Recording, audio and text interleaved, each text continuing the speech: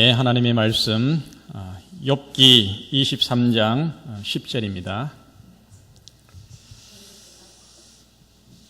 이 본문 말씀을 함께 찾아서 읽겠습니다. 욥기 23장 10절. 나의 가는 길을 시작. 나의 가는 길을 오직 그가 아시나니 그가 나를 단련하신 후에는 내가 정금같이 나오리라. 아멘. 오늘 말씀의 제목은 이 고난의 연금술입니다. 오늘 욥기서를 통해서 함께 힘과 또 믿음의 활력을 얻게 되기를 간절히 바랍니다. 이 부활의 계절에 맞이하는 이 안식일이 특별히 더 좋은 것 같습니다. 오늘 이 날을 기억하여 주의 앞에 모이신 우리 모든 성도님들, 또 몸이 불편한 가운데도 이 날을 기억해서 오신 우리 모든 분들을 진심으로 환영합니다. 이 기독교는 부활의 종교입니다. 이 생명의 종교입니다. 봄의 영원한 부활의 생명의 신비와 오묘를 눈으로 보고 또 피부로 느끼면서 더욱더 십자가의 우리 주님의 구원을 기뻐하며 찬양하는 그런 생애가 되기를 바랍니다. 우리의 생애도 부활의 생명이 아주 충만한 그런 이 봄을 맞이하게 되기를 간절히 바랍니다. 우리 권유경 자매의 아름다운 불로 찬양 참으로 감사합니다. 계속해서 중계 대신방이 계속되고 있습니다. 이제 임마누엘 반과 또 할렐루야 반을 이제 마쳤는데 16가정을 지금 신방을 했습니다. 이제 다음 주에 마라나타 반을 이제 신방할 텐데 여러분 한 가정도 빠짐없이 이 대신방에 참여해 주시고 각 가정마다 올 한 해 동안에도 하나님의 축복이 풍성한 그런 한 해를 맞이하게 되기를 간절히 바랍니다. 옛날 이 서구 사회에서는 시집가는 딸에게 어머니가 진주를 선물로 주는 전통이 있었다고 합니다. 이 진주를 일컬어서 흔히 이 얼어붙은 눈물이라고 그렇게 부릅니다. 시집가는 딸이 가서 흘려야 할 눈물을 상징을 하는 것입니다. 진주는 땅에서 캐어내지 않는 유일한 보석입니다. 대부분의 보석들은 다 땅에서 캐어내지만은 이 진주는 진주 조개 속에서 얻는 것입니다. 진주 속에 그 모래알이 들어오게 되면은 이 굴은 이 낙하라고 하는 물질을 만들어 가지고 그 모래알을 자기 몸속에 침투한 그 모래알을 감싼다고 합니다. 그래서 만약에 이 굴이 그에게 침투한 이 모래알을 무시하고 가만히 있게 되면은 결국은 나중에 병이 들어서 죽고 마는 것입니다. 이 자기의 몸을 찌르는 그 가시 같은 아픔을 온 몸으로 감싸면서 인내하고 참으면서 고통을 이기고 결과적으로 진주라고 하는 귀한 보석을 만들어내게 되는 것입니다. 여러분, 이 땅에 사는 사람 중에 어느 누가 이 고통을 기뻐할 사람이 있겠습니까? 고통을 환영할 사람이 있겠습니까? 대부분의 많은 사람들은 고난을 형벌로 아니면은 저주로 생각을 합니다. 그러나 성경을 믿고 하나님을 섬기는 성도들에게 있어서의 이 고난의 의미는 다른 것입니다. 이 굴 속에서 진주가 만들어지는 것처럼 고난이라고 하는 것은 나를 보석으로 만들어가는 도구인 것입니다. 나를 넘어지게 하는 방해꾼이 아니라 나를 바로 세우고 영원히 없어지지 아니할 하늘의 보석으로 만들어가는 참으로 귀한 일꾼인 것입니다. 여러분, 믿음으로 일생을 살았던 욥이 하나님을 향하여 하는 고백을 다시 한번 보시기를 바랍니다. 나의 가는 길을 오직 그가 아시나니 그가 나를 단련하신 후에는 내가 정금같이 나오리라. 사랑하는 성도 여러분, 최초의 성경인 이 욥기가 주는 이처럼 귀한 감동과 교훈을 오늘 말씀을 통하여 배우시기를 바랍니다. 이 고난 속에 숨어 있는 하나님의 귀한 사랑과 섭리를 깨닫게 되기를 바랍니다. 이 고난의 연금술, 나를 나되게 만드는 고난, 나를 귀하고 값진 보석으로 만들어가는 이 고난의 신비를 여러분 체험하게 되기를 바랍니다.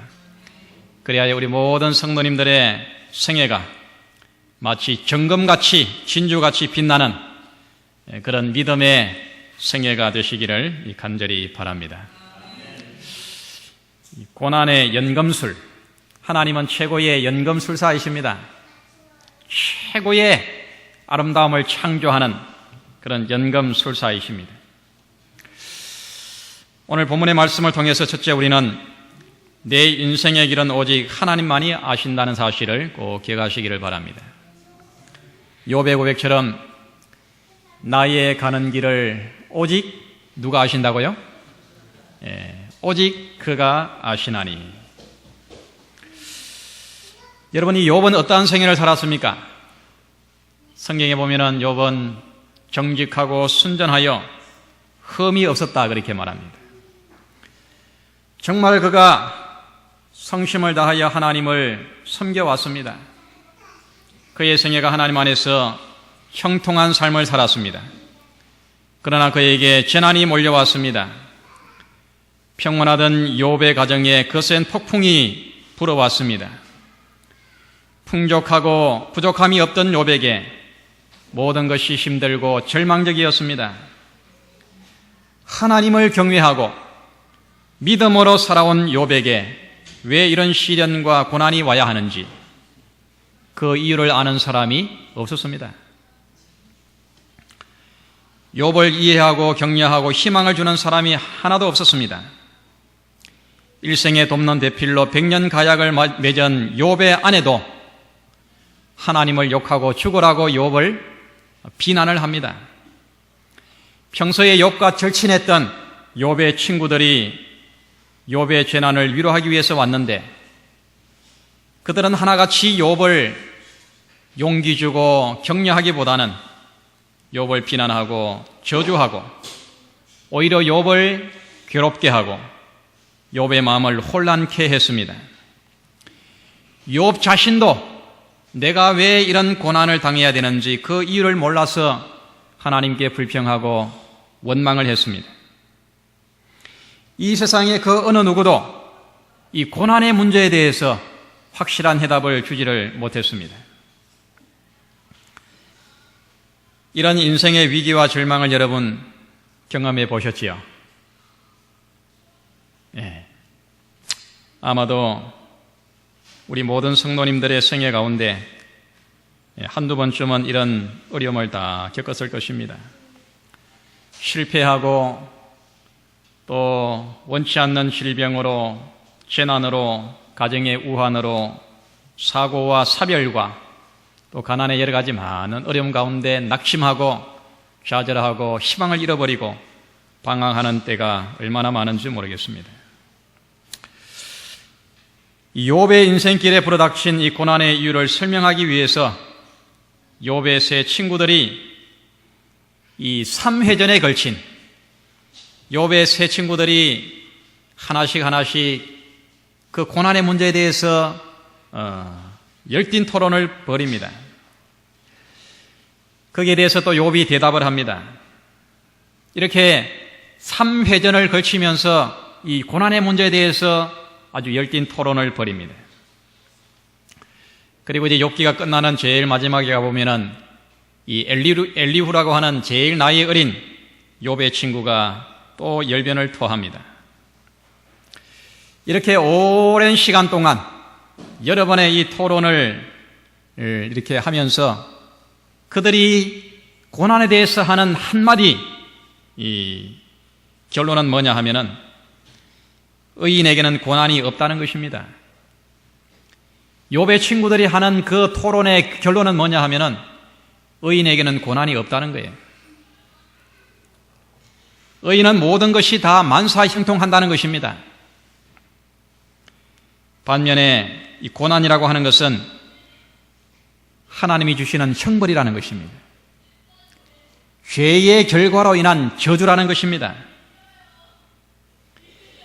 그래서 친구들이 줄기차게 변박하는 그 내용은 욥을 정죄하기를 네가 의인인 것처럼 보이지만은 그러나 뒤로는 아무도 모르게 하나님께 범죄하고 잘못을 저질렀다는 것입니다. 의인인 척하지만은 엄밀하게 죄를 지었다고 계속해서 욥을 비난하고 정죄하는 것입니다. 의인은 그 인생의 길이 만사 형통한다는 말이 여러분 맞는 말입니까? 틀린 말입니까? 예? 틀립니까? 예, 이것은 진실이 아닙니다. 의인은 만사 형통한다는 말은 거짓입니다. 의인은 모든 일들이 다 잘 되기만 한다는 말은 이 오류인 것입니다. 비성경적입니다. 욥도 처음에 그의 친구들이 와서 계속해서 의인은 만사 형통해야 되는데 네가 고난을 당하는 거 보니까 너는 의인이 아니고 죄인이다. 계속해서 비난하고 정죄하는 그 말을 들으면서 욥도 혼란이 왔습니다. 내가 하나님의 형벌과 저주를 받아서 이렇게 고난을 당하는가 보다. 욥도 혼란이 왔습니다.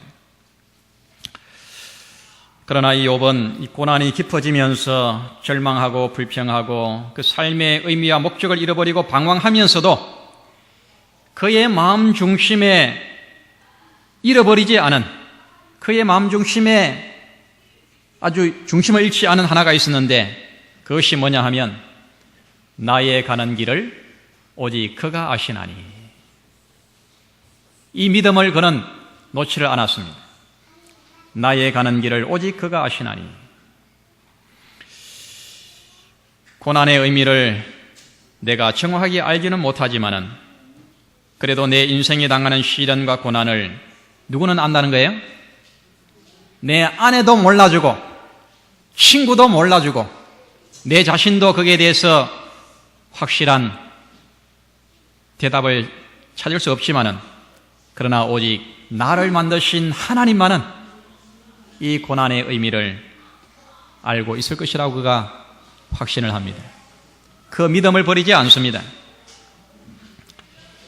여러분, 이 세상의 모든 것을 다 잃는다 하더라도 이 믿음은 잃지 마시기를 바랍니다.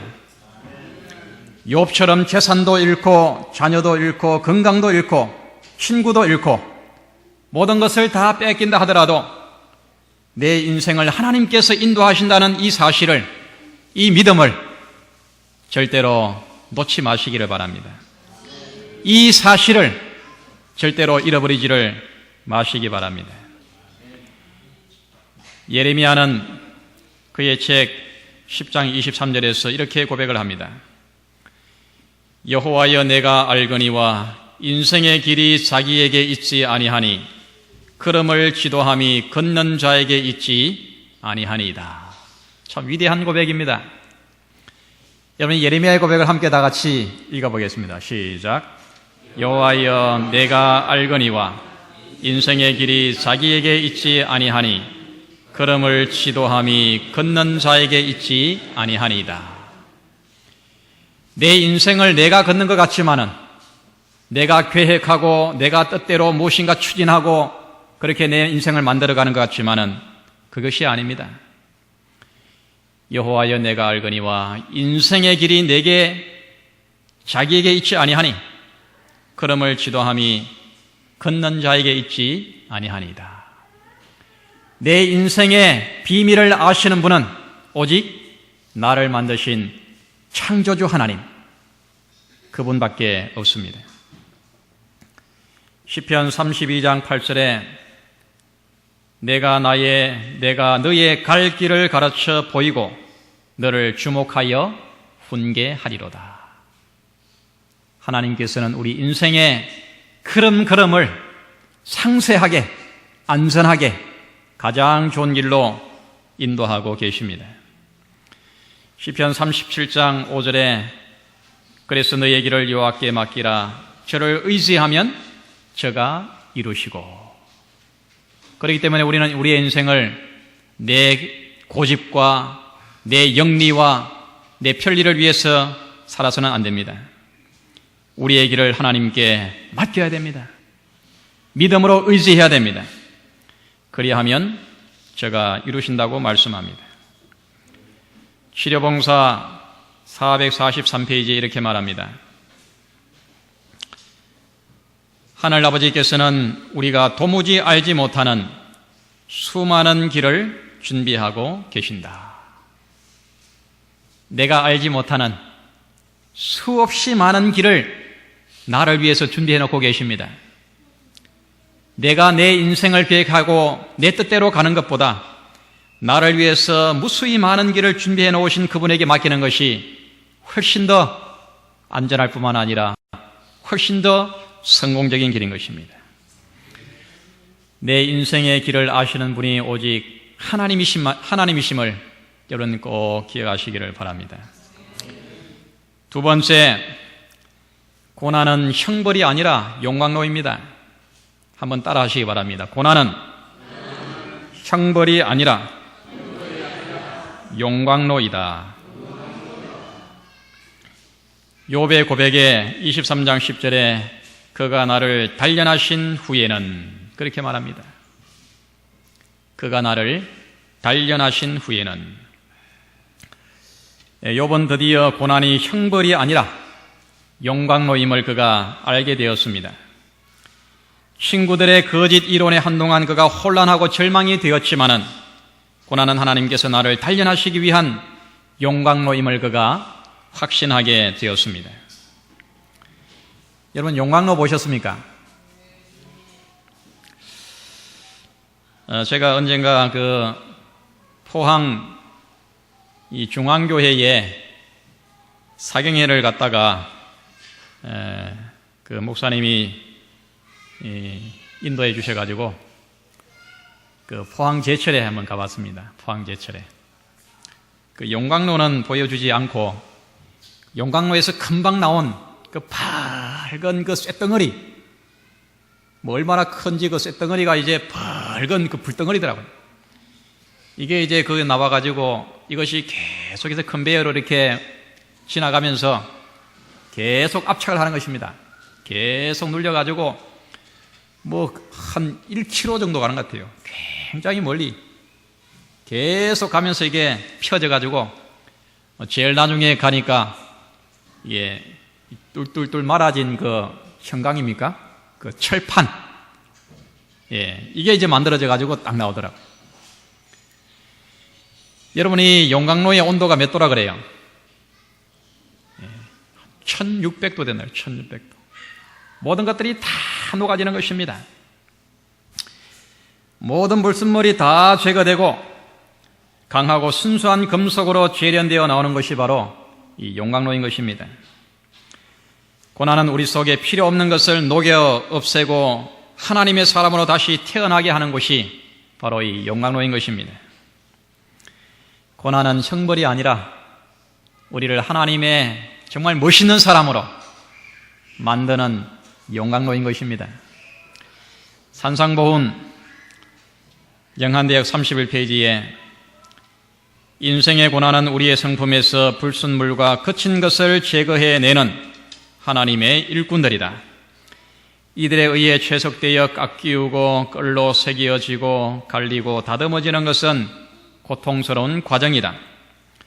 또 회전연막이 속으로 들어가는 것도 힘든 일이다. 그러나 그 속에 들어간 돌은 하늘 성전의 제자리를 채우는데 부족함이 없게 준비되어 나온다. 욥의 이 고백이 우리 모두의 신앙이 되기를 바랍니다. 나의 가는 길을 오직 그가 아시나니 그가 나를 단련하신 후에는. 그러므로 여러분 고난이 닥쳐올 때에 불평하거나 절망하지 마시기 바랍니다. 오히려 기뻐하시고 감사하시고 찬양하시기를 바랍니다. 다윗은 시편 119장 71절에서 고난당한 것이 내게 유익이라 이로 인하여 내가 주의 율례를 배우게 되었나이다. 참 얼마나 위대한 고백입니까? 고난당한 것이 오히려 내게 유익이라 이로 인하여 내가 주의 율례를 배우게 되었나이다. 34장 19절에도 이렇게 말합니다. 의인에게는 고난이 많다 적다. 의인에게는 고난이 많으나 여호와께서 그 모든 고난에서 건지시는 바. 그 옛날 요셉을 깊은 웅덩이에서 또 노예에서 감옥에서 연단하신 하나님, 다니엘을 사자굴 속에서 단련하신 하나님, 다니엘의 세 친구를 풀무불 속에서 연단하신 그 하나님이 오늘 저와 여러분들의 하나님이심을, 동일한 하나님이심을 감사하시기를 바랍니다. 사도행적 360페이지에 이렇게 말합니다. 시련은 하나님의 자녀들에게서 새 속성의 찢기를 제거하기 위해 그리스도의 학교에서 받는 교육의 일부분이다. 괴로운 경험이 그들에게 닥쳐오는 것은 하나님께서 당신의 자녀들을 인도하시고 계시는 까닭이다. 우리는 다 그리스도의 학교의 학생들입니다.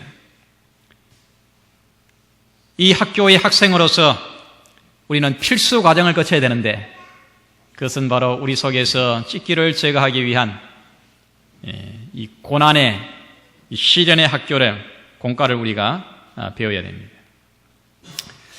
그들에게 이 괴로운 경험이 그들에게 닥쳐오는 것은 하나님께서 당신의 자녀들을 뭐 한다고요? 인도하시는 까닭이다. 하나님께서 우리를 인도하지 않으면 그냥 우리를 그냥 멋대로 내버려 두면은 이런 것들이 필요 없습니다. 그냥 이 땅에서 부족함이 없이 편안하게 잘 살다가 그냥 흙으로 내려가서 죽음으로 끝나면 모든 것이 좋은 것입니다. 그러나 하나님께서는 우리를 사랑하시고 우리를 인도하시기 때문에 우리가 원치 않지만은 이런 것들을 통하여 우리 속에 더 좋은 것, 영원한 것을 이루시기를 원하시는 것입니다. 세 번째, 하나님께서는 내가 경검이 되기를 원하십니다. 욥기 23장 10절의 마지막 부분에 그가 나를 단련하신 후에는 내가 정금같이 나오리라. 나의 가는 길을 오직 그가 아시나니 그가 나를 단련하신 후에는 내가 정금같이 나오리라. 하늘의 영광을 버리고 이 땅에 오셔서 십자가에서 나를 죄와 사망에서 구원하신 예수님은 내가 쓸모없는 사람이 되기를 원치 않습니다. 가치 없고 불순물이 섞인 그런 싸구려 금속이 되기를 원치 않습니다. 그러면 우리 모두가 다 정금이 되기를 원하십니다. 최고의 보석이 되기를 원하십니다. 이렇게 이 고난을 통하여 연단을 받은 이 욥이 하는 고백을 들어보시기를 바랍니다. 욥기 42장 5절입니다. 함께 우리 읽겠습니다. 시작. 내가 주께 대하여 귀로 듣기만 하였사더니 이제는 눈으로 주를 배움나이다. 정말 얼마나 아름다운 고백입니까? 고난의 용광로에서 연단된 욥은 이전에 그의 인격과 신앙과는 전혀 다른 점검으로 그런 거듭 태어났습니다. 그가 이전에는 귀로 듣기만 했던 그런 부분적이었던 신앙이 또 그가 다른 사람의 말에 이리저리 흔들렸던 그런 믿음에서 이제는 그가 두 눈으로 똑똑히 주님을 바라보는 성숙하고 단련된 마치 정범과 같은 그런 신앙을 갖게 되었습니다. 여러분, 오늘 이 안실학교 교과 시간에 공부를 아주 재미있게 하셨을 텐데 오늘 내용이 바로 이것입니다. 그죠? 예술가로서의 하나님. 우리 하나님은 토기장이시고 또 뭐라고요? 예? 예. 조각가이시고 또 건축가이시고 예, 작가이시고 또 예, 음악가이시고 예, 참 하나님 좋으신 분입니다. 우리 하나님은 최고의 지혜와 솜씨와 능력을 가지신 바로 최고의 예술가이십니다. 그 하나님께서 우리를 그냥 아무런 쓸모없는 그런 싸구려 그런 금속이 되기를 원하겠습니까? 우리 모두가 다 정말 반짝반짝 빛이 나는 최고의 점검이 되기를 그분이 바라시는 것입니다. 이 세자녀 지도법 168페이지에 이렇게 말합니다. 그대의 품성 건설에는 많은 일이 행해져야 하고 그대가 하나님의 성전에 한 자리를 채울 수 있기 전에 깎이고 마강되어야 하는 거친 돌일 수도 있다. 하나님께서 그대를 위하여 마련하신 자리를 채우도록 예비될 때까지 망치와 끌로 그대의 품성에 모난 것을 깎아 없앤다 하더라도 그대는 놀라지 말아야 한다. 어떤 인간도 이 일을 성취시킬 수 없다. 오직 하나님께서만이 그 일을 행하실 수 있다. 그리고 하나님께서는 쓸데없는 망치질은 단 한 번도 하지 않으신다는 것을 확신하라. 하나님께서 치시는 모든 망치질은 그대의 영원한 행복을 위하여 사랑으로 치시는 것이다. 하나님께서는 그대의 연약함을 아심으로 파괴하지 아니하시고 회복하시려고 역사하신다. 저는 이 말씀 중에 하나님께서는 쓸데없는 망치질은 단 한 번도 하지 않으신다는 것을 확신하라. 하나님께서 그냥 아무 의미 없이 망치질을 하는 게 아닙니다. 또 하나님은 그 조각을 하시는데 실수하지 않으십니다. 까딱 잘못해가지고 뭔가 이렇게 떼어나가도록 그렇게 하지 않으십니다. 우리 하나님께서는 쓸데없는 망치질은 단 한 번도 하지 않으신다는 것을 확신하시기를 바랍니다. 베드로전서 1장 7절에 너희 믿음의 시련이 불로 연단하여도 없어질 금보다 더 귀하여 예수 그리스도에 나타나실 때에 칭찬과 영광과 존귀를 얻게 하려 함이라. 우리가 다 이렇게 되기를 원하십니다. 히브리서 11장 12장 11절에 무릇 징계가 당시에는 즐거워 보이지 않고 슬퍼 보이나 후에 그로 말미암아 연달한 자에게는 의의 평강한 열매를 맺나니. 우리가 즐겨 암송하는 성경 구절입니다. 고린도전서 10장 13절 사람이 감당할 시험 밖에는 너희에게 당한 것이 없나니 오직 하나님은 미쁘사 너희가 감당치 못할 시험 당함을 허락치 아니하시고 시험 당할 즈음에 또한 피할 길을 내사 너희로 능히 감당하게 하시느니라. 이렇게 시련을 당하고 그러나 믿음으로 승리한 이 욥의 그 마지막 성회가 어떻게 됩니까? 욥기 42장에 가보면은 얼마나 욥의 마지막이 더 정말 아름답고 멋있는지 모르겠습니다. 그가 잃어버렸던 모든 것들 하나님께서 다 회복시켜 주시고 잃었던 자녀들 다 허락하시고 그 다음에 욥기 42장 그 16절에 보면은 그 후에 욥이 140년을 살며 아들과 손자 4대를 보았고 나이 늙고 기한이 차서 죽었더라. 그 후에 욥이 140년을 살았다 그랬습니다. 그러니까 욥이 몇 살을 살았을까요? 시련을 당했을 때가, 고난을 당했을 때가 대략적으로 한 70세였다고 이렇게 성경학자들이 이야기합니다. 몇 살을 살았어요? 210세를 향수했습니다. 나이 늙고 기한이 차서 죽었더라 그랬습니다.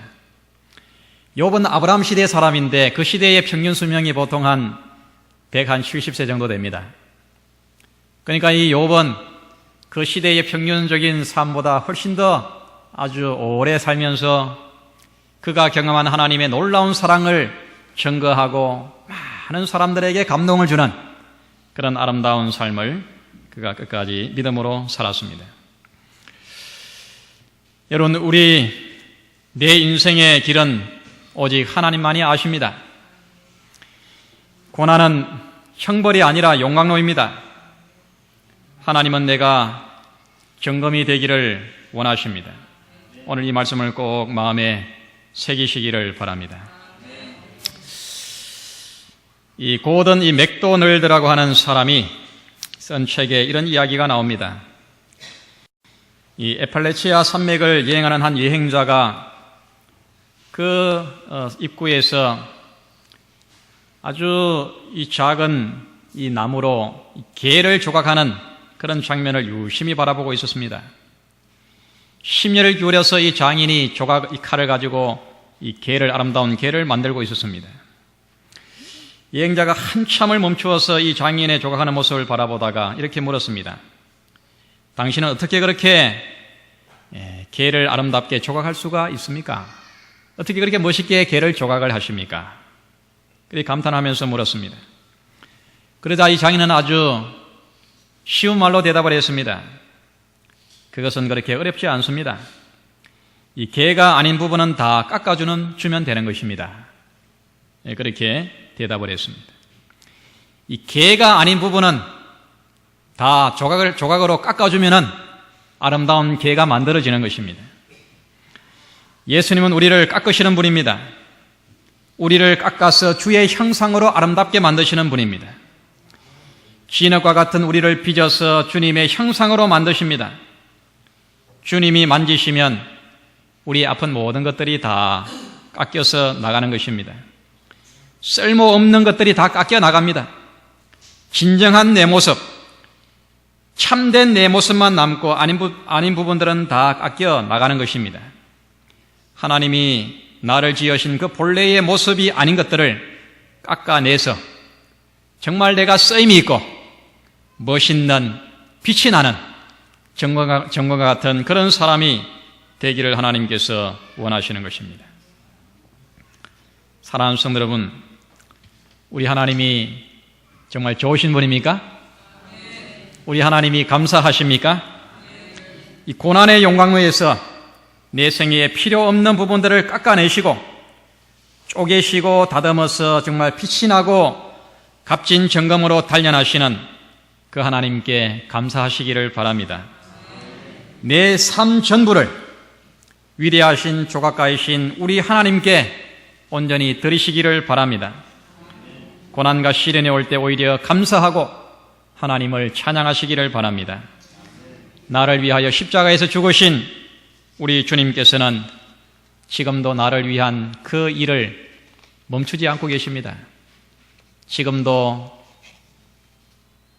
땀 흘려 정성을 다하여 나를 만들어가고 계십니다. 주님께서 오실 때에 우리 모두가 다 정금같이 영원히 없어지지 아니하는, 영원히 빛이 나는, 영원히 하나님의 아름다운 사랑을 반사하는 그런 복된 우리 모든 성도님들의 생애가 되시기를 간절히 바랍니다.